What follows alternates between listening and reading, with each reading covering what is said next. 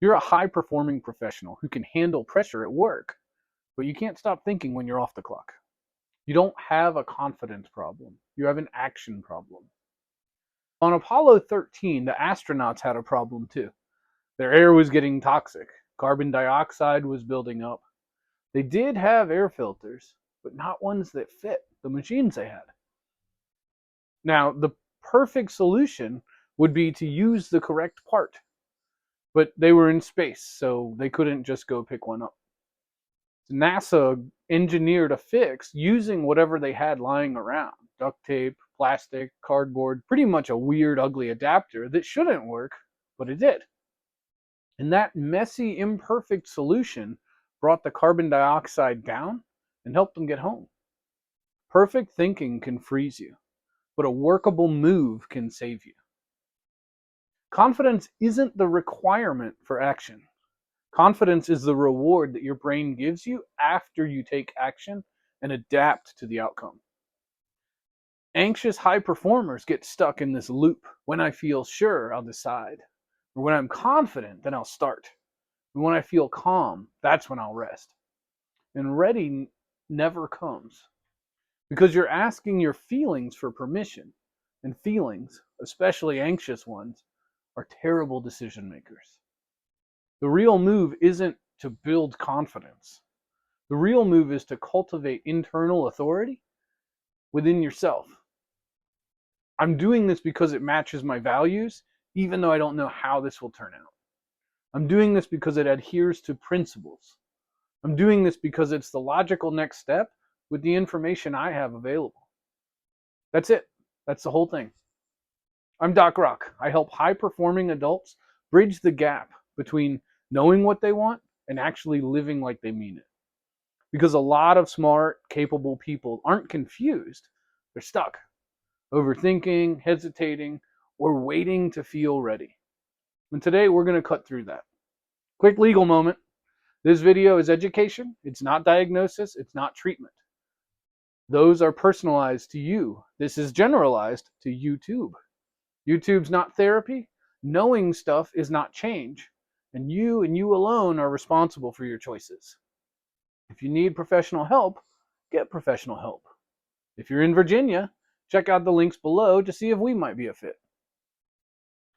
So if you want a practice that helps bring relief, try this. Say it out loud. Confidence follows action. I can't wait for it. Then add a sentence that points you forward. You have to tailor it to what you're going through. I choose this because I value freedom, or I value courage. I choose this because I value growth or peace. Your brain has two modes: threat mode and choice mode. When you're stuck, the amygdala is treating uncertainty like it's danger. Your body delays complex problem solving until it feels safe.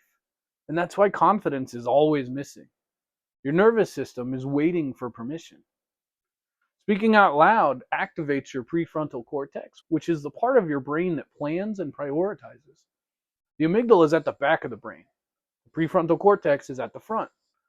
It inhibits nervousness because both parts of the brain can't be active simultaneously.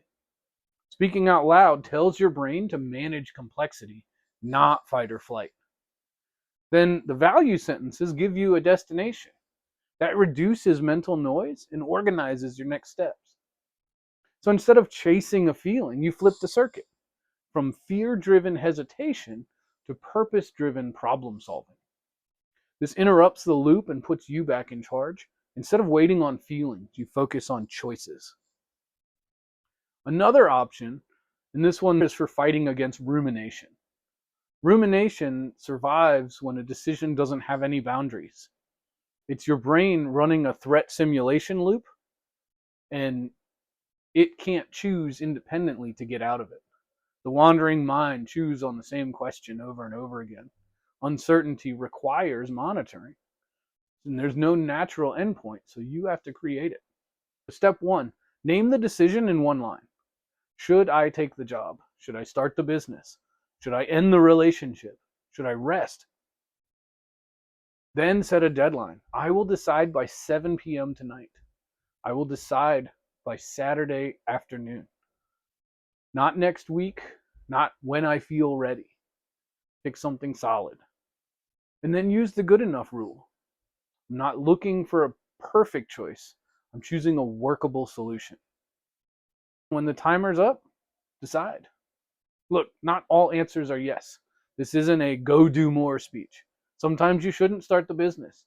Sometimes you don't start the new endeavor. I'm not recommending that you decide for more. I'm recommending you decide and move on. This helps because it forces closure conditions. Naming the decision makes it singular and specific. The deadline creates an endpoint and a boundary. Rumination is infinite. Deadlines are finite.